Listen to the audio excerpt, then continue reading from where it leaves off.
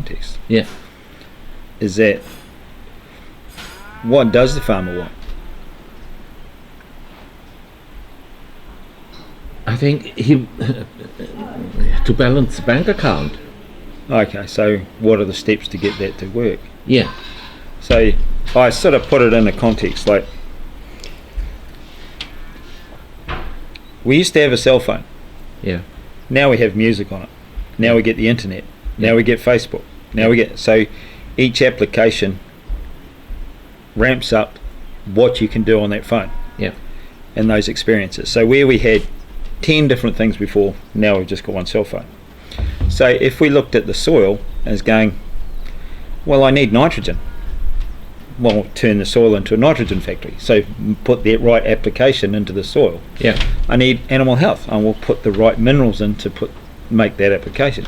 I need energy. Well, put the right silica in to create the electricity. Right. I need pasture species. Well, when the soil is in the right form of these applications, those pasture species come. So trying to put it into context of how we do things in modern living is like when we program our computer or our phone, we put in all the things that we want. And what we've forgotten to do is actually program the applications of what we want. Instead, you're actually buying stuff from someone else that you don't need to have. Yeah. So like nitrogen production. Cyanobacteria plus electricity gives you nitrogen. Well, you didn't have to buy it off somebody else then. So you replace the nitrogen factory on your farm. Great application. And so every time that you do that, you just merely put in the right application. Yeah. So when it comes to the problem that you've got with the EMF, is that you need to stop whatever is outside that's coming in. Yeah. What does EMF do to your farm? Oh, screws it up. Yeah. So basically, if you look at it, we create a lot of electricity from what we've learnt with the silicon. Yeah. So whatever that does, that amplifies. It's just like going to the stereo and turning the dial up. So if you get what we discussed, like old radio sets in the cars, you couldn't define the station. It was, everything went all over the place and you go, yeah. And if we don't update our applications and stop the outside frequencies coming in, the aberrant ones, well then it comes on board and then it gets amplified. So now we get someone else's shit. Yeah. And so we need to block that. And so it's just the same as a computer. You get antivirus. Yeah. Okay, so we got antivirus rocks and setting up wires and that so that we stop their shit coming in. And when that doesn't work, all hell breaks loose. And everybody knows what it's like when they get a virus on the computer. Yeah. Oh God, it's just, oh, my computer's gone down. I can't do anything, you know. And the soil is exactly the same. Yeah. So, what are this silica stuff does to the soil or to the plants? Well, there's two stages. The electrical producing silica reacts with the UV portion of the sun, produces heat, light and electricity.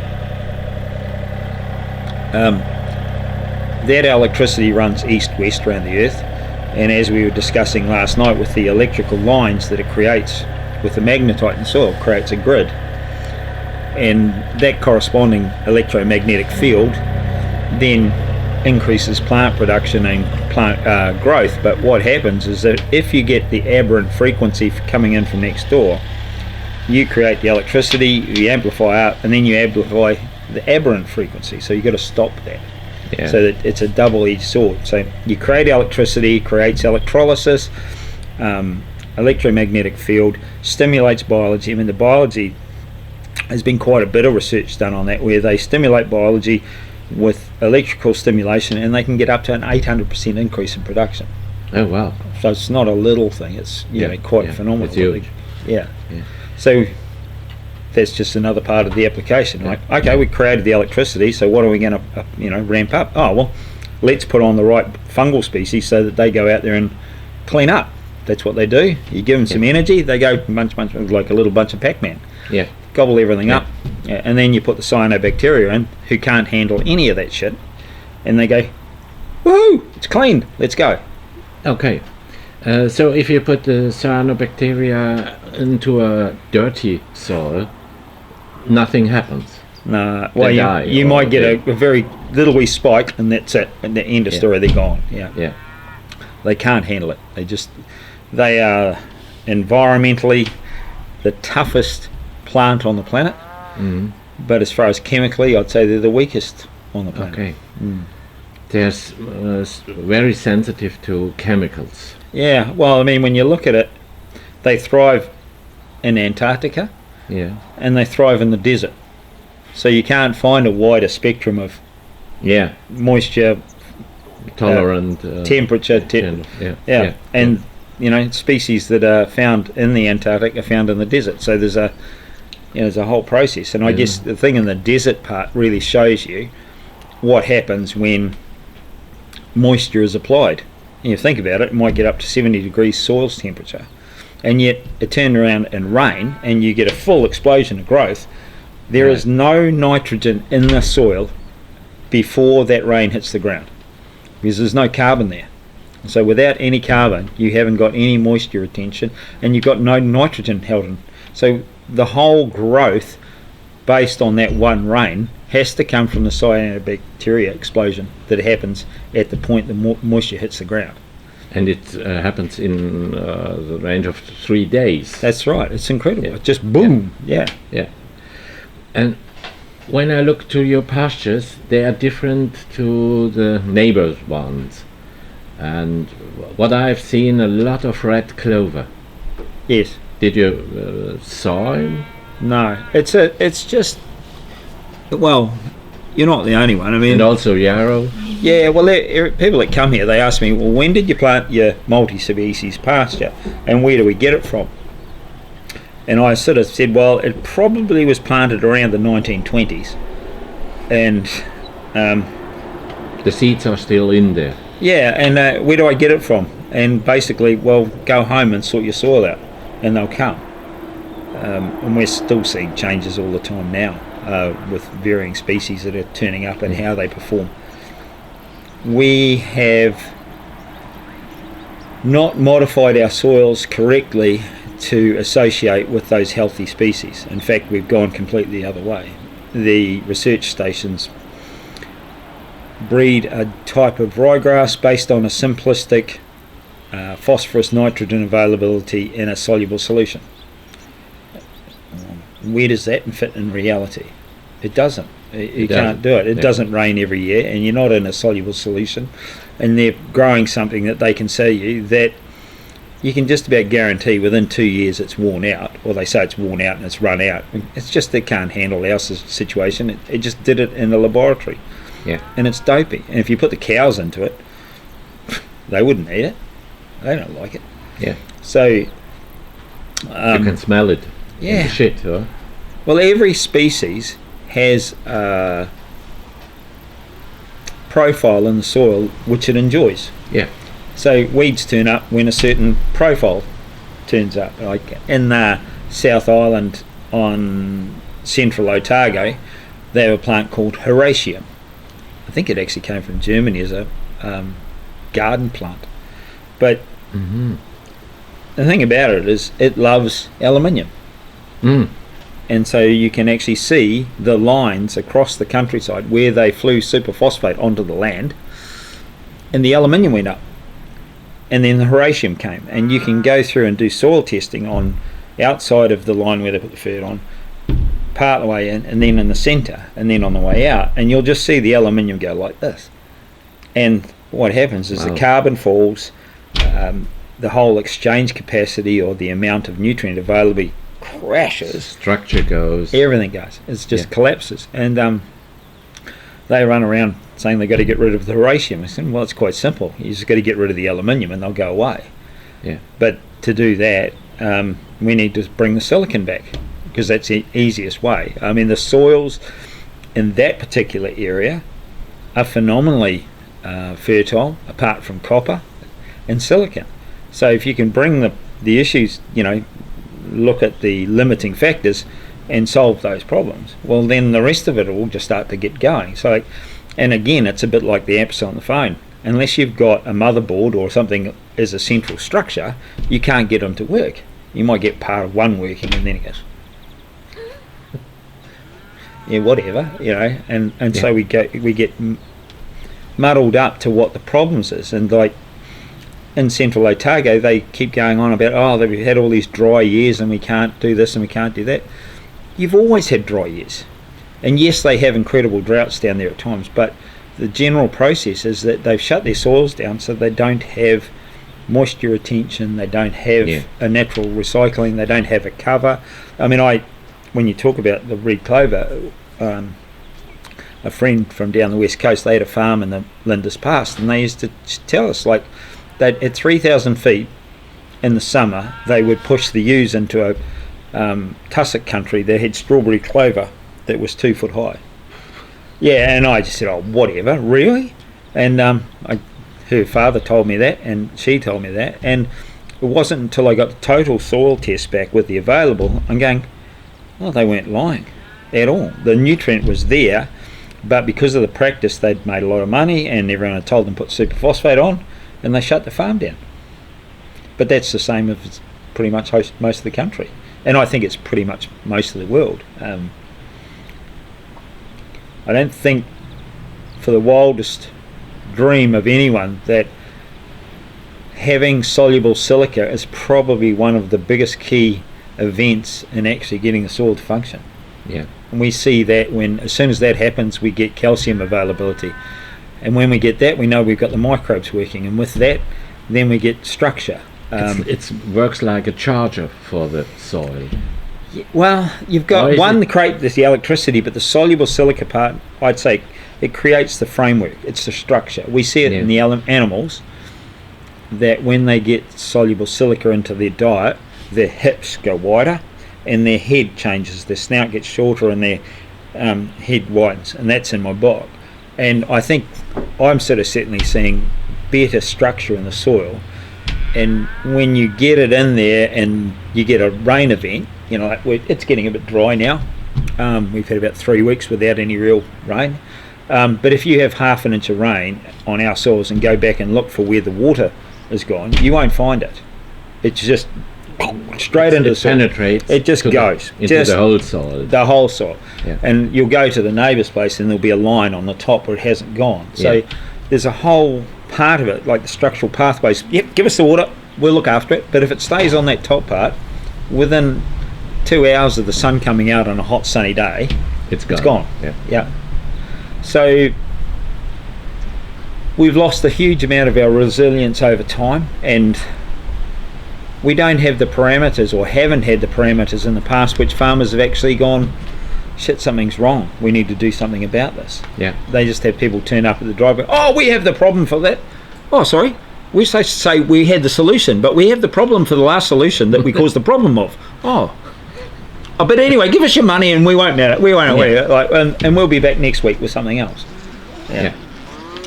And what type of silica you would recommend for this? Silica is a lot of minerals you can find, but this is perhaps more specific to do this job of. Well, you need provide. You need silicon in a hydroxyl form, or hydroxylates, if you're going to break them open with the microbes and get silicic acid. Okay. But there's a real art in opening the whole thing up. Yeah. It's not a one-hit wonder sort of thing. I've seen people put silicon on of that form and they get a response, but then the response goes again, and you'll go out there and you'll see where they've spread it out and they get a response, but you'll dig it down in the soil and there's no soil response. Yeah. They get a bang, and then next time around it's gone. Or very shortly after it's gone. Yeah. The trick is to get that system turned on, and there's a whole range of microbial actions, creation of. It's a whole chain. Yeah. Silicic acid. Yeah. Involvement seems to be evolved a lot to do with acetic acid, which is created in the plants and the microbes. There seems to be a whole chain of events where everybody's working together to make it work. So to find in at the starting point, you start with the silica as your first application, or do a soil test and look what's really is missing. I think that's the minerals biggest. Missing. How do you start? Everything. Everything. I was sort of discussing these issues in the last week or two in regard to that, because people, they like to grab one part of a puzzle and put it in. It's like a jigsaw puzzle. Let's put that one in. And Paula calls me lazyfarmer.com. Well, I hate doing things twice when I don't need to. Yeah. So what we've designed is, like, when you take a soil test, you look at the property, what they've done before, you can get a really good handle of what the limiting factors are, whether it's aluminium, silica, copper, zinc, boron, iodine, selenium, nickel, cobalt. It could be any one of those things. If it's a limiting factor and it's not there, it just shut down. Not available. And so people look at these things and go, "Oh, but that's just an animal health thing. You can give that a jab in the animal." And going, well, if it's an animal health thing, it's a soil thing too. It's like everything comes from the soil. Yeah. Well, apart from CO2 and a bit of nitrogen, but like most things come from the soil. Yeah. So if you don't have it there, it won't be in the plant. And so then you're actually only running at a sort of semi-cockeyed process. It's like putting a really flash gearbox in your car and all these amazing things, and then forgot to put oil in. You'll make it so far down the road, and all of a sudden it's, what's that smoke coming out the back? And like I said, disaster. So and that's the part where I guess spending a lot of time now putting information together to show how these pieces in the puzzle work.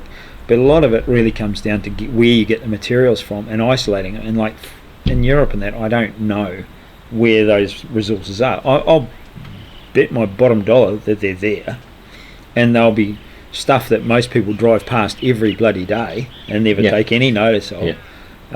We were on a farm in the Rakaya Gorge in November, and we were driving around the farm looking at all the problems that he had and thistles and everything, and we come up along this bank, and I just said, "Stop."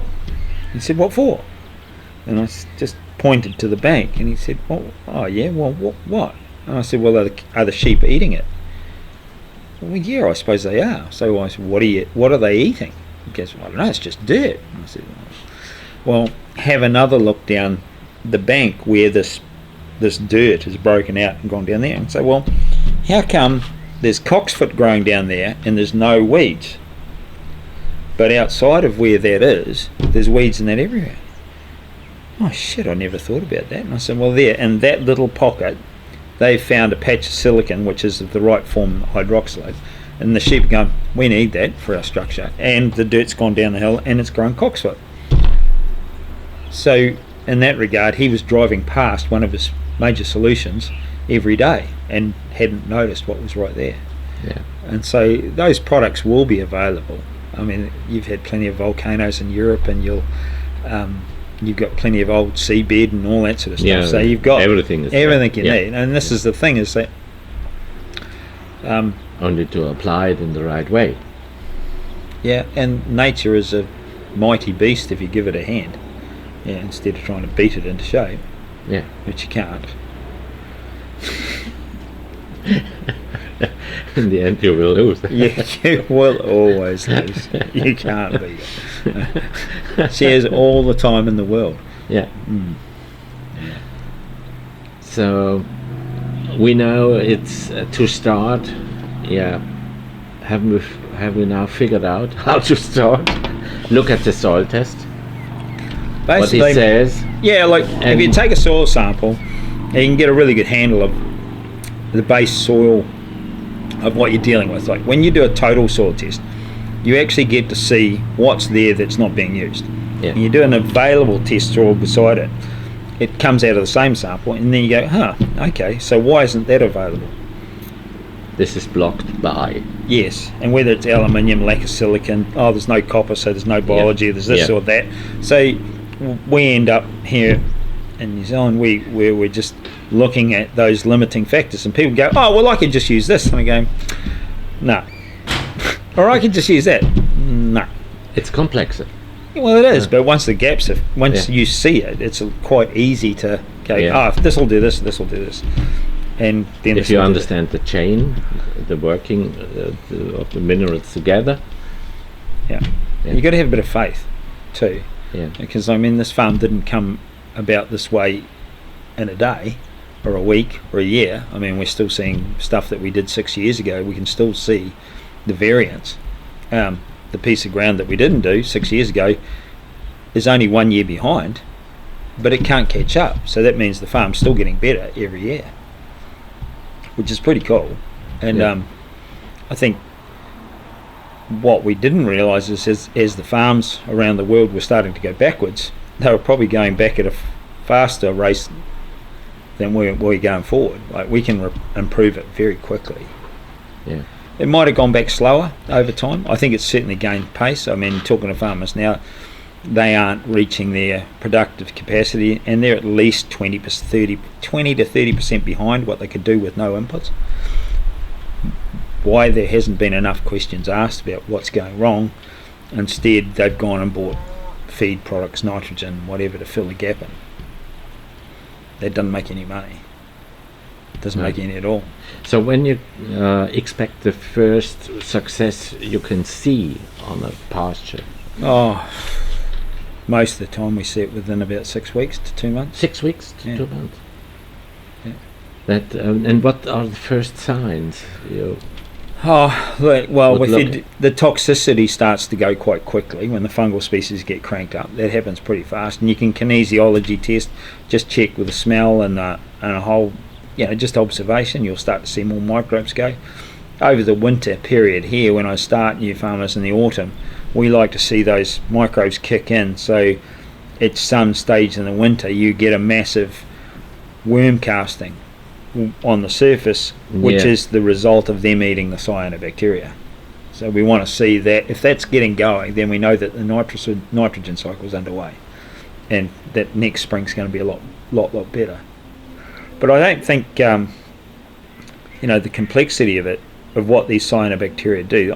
They're single cell organisms. They don't really call them a plant, but they don't call them an animal, so it's a bit of a...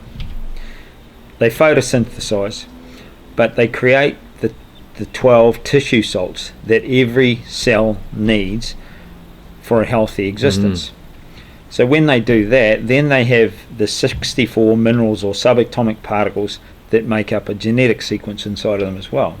Yeah. So if they are functioning and they do their job, and you've given them the food without removed the limiting factors, then they digest the process, form the salts. The worms come along, yippee, I've got smorgasbord. They eat it all. They bring it back to the surface and leave it on the surface of the land. And as soon as spring comes, we see these lovely fine root feeder hairs come up off the roots and start feeding on it. And they just cover the soil, go bonkers. Yeah. And then we get the growth and the health and everything that goes with it. So you look into the soil, to the roots, what's going on there, and you can see they go deeper. They will do. The soil will just start to go deeper and deeper over time. Without using a ripper or something like this. Leave the iron in the shed. Yeah. No matter what. It's costly. Yeah. We regularly record increases of carbon at 10 tonne per hectare in the first couple of years when we do this. Yeah. Which equates to something like 36.7 tonnes of CO2 units. Yeah. Which then makes everything else look a bloody mockery, whether it's trees, non-farting cows, whatever. It's just silly. The amount of carbon that we've sequestered in this farm alone, I think would give me about 200 flights to Europe and back before we even look like we might burn up it's bonkers. Yeah. That's the other issue about that too, is that the direct relationship between soil and animal health has not been given any credence, or bugger all anyway. And we see... And the farmer who lives also from these products. Yeah. He looks the same as his cows, huh? Yeah, that's a fairly good assumption. Yeah. When things are going all right, farmers look pretty healthy. When things are going bad, they really. Yeah. Yeah, we notice it with the cows on dairy farms the first year. They're the best indicators. They, much easier calving, much better animal health, lower mastitis, lower cell counts, easier to get them back in calf, a whole ream of things like that. And you can quantify a lot of that with the amount of nitrates in their feed and higher mineral contents, protein construction, and all that. But like as a farmer, the first thing you'll notice, like going, oh, shit, last year we had 50 cows that were down with milk fever and grass diggers. This year we had 6. That's a reasonably good increase. Yeah. I don't no think, medical treatment. Yeah, that's right. Yeah, so we haven't had a down cow on this farm for, I don't know, I can't remember. I just can't, I don't know how long it's been. And what would you say the ratio, what could a farmer save money if you convert to this new idea of looking soil different and the development of the soil? Right. We heard something from an ex-Rabobank guy and said their mantra in the office was never underestimate a farmer's ability to lose money.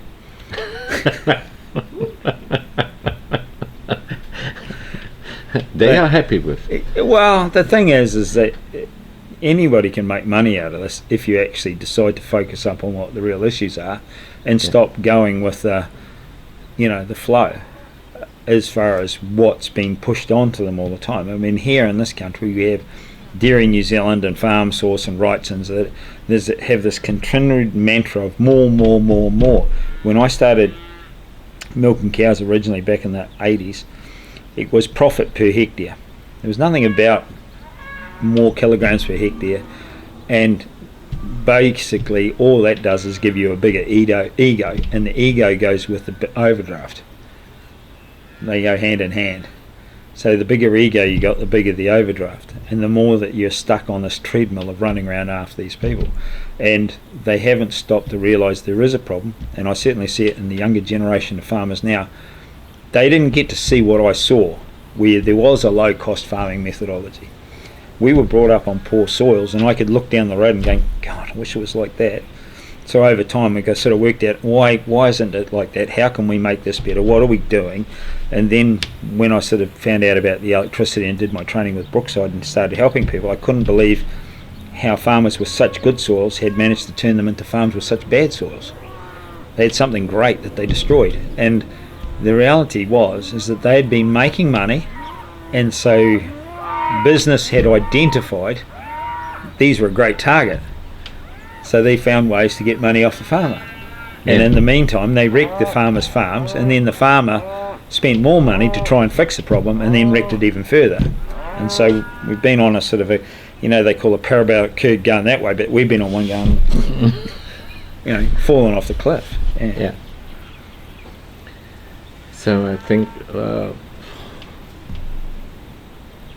if you have such issues, and it's not only about dairy farm, it's if you work with soil, you have always this issue. If you have an orchard, if you have a market garden or something like this, you can apply your wisdom, your products on this and start to be successful.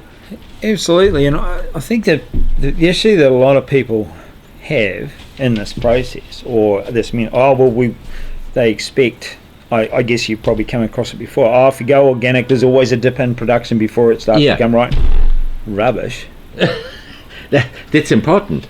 That's rubbish. It's like a lot of farmers fear this moment to going down, and perhaps they expect it, and they like this type of thinking, and to have an excuse not to go organic. I think it's been a drivel that's been handed out by the industry to keep people away from it. Yeah. And that's one of the first things. I expect to go downwards. I said, what? Sod off. Yeah. the reality is that if I can go onto a farm that's been using all of these inputs to get this fertilizer, like nitrogen and all that, and go, look, if we do this, if I can stay the same amount of production as you have for the first year, and you don't use all that stuff and you save yourself a bundle of cash from not doing it, we're in the game.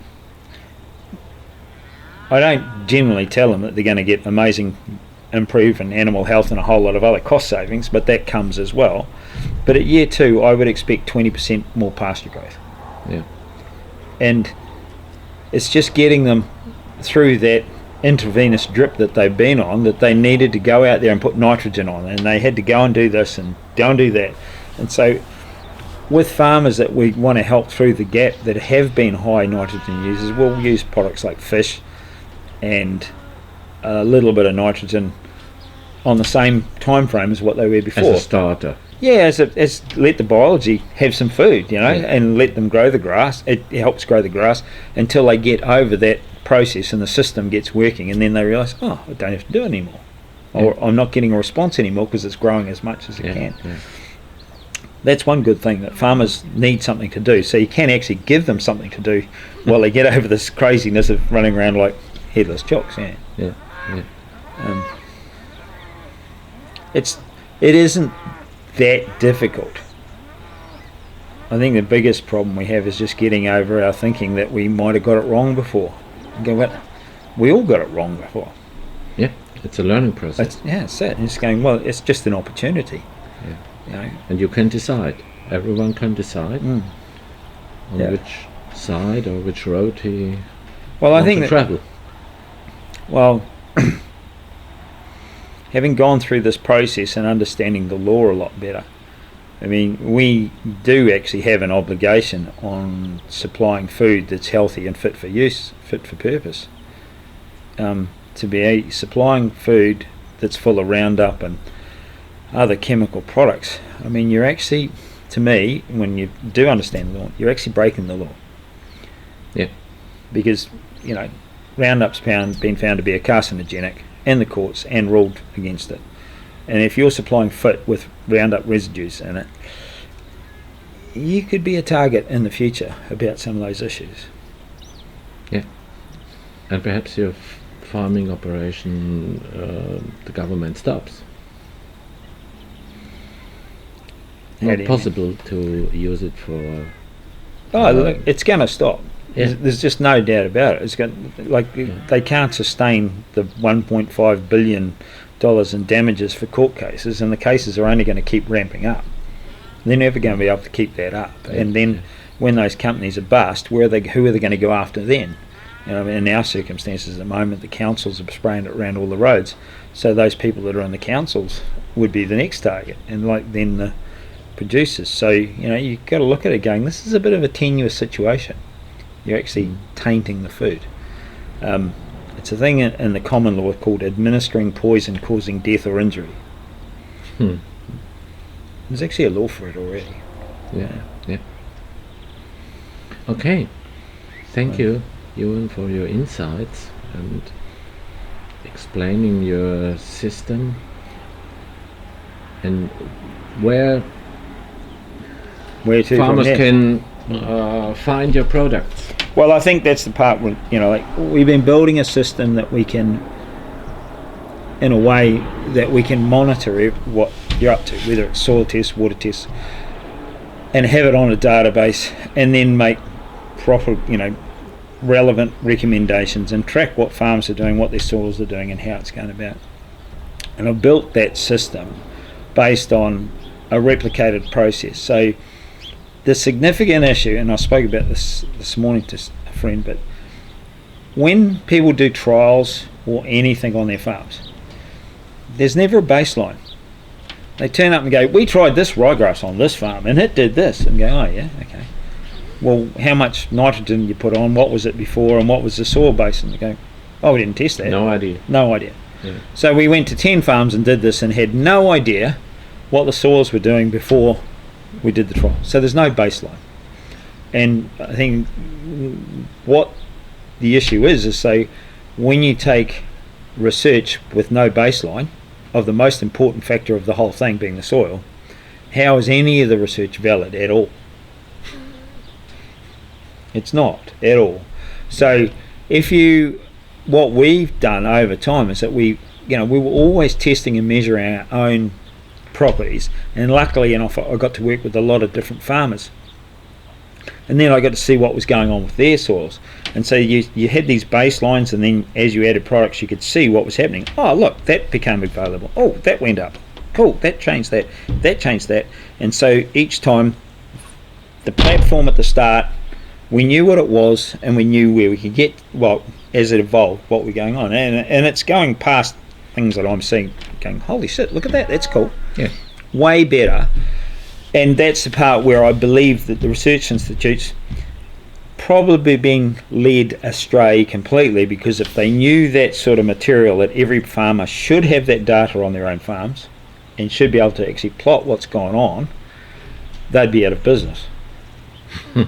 Well, they're paid by someone that's selling you shit that you don't need, and it's all very fun for me. I mean, I sell a whole lot of products too, but I sell solutions. I want to fix their problem. I don't want to go back and see that problem getting worse and going, what's going on here? It's got to be fixed. So research is not based on solutions. There's no flat level starting point. They don't know, and they don't really care, which is a shame, because like our population health is really based on what we do as farmers. Yeah. And most farmers don't acknowledge that, and they don't take pride in what they're actually selling, which is pretty, why are we doing it? You'd see more enthusiasm with some home gardeners, I would think, about it. Yeah, I think so. Yeah. They want to take care of their own health and ask questions. Yeah. And you have always to ask why it is that way. Yeah. Why is it that way? Then this journey starts. Absolutely. That's if we only asked more questions. Yeah. The answers will always come. Okay.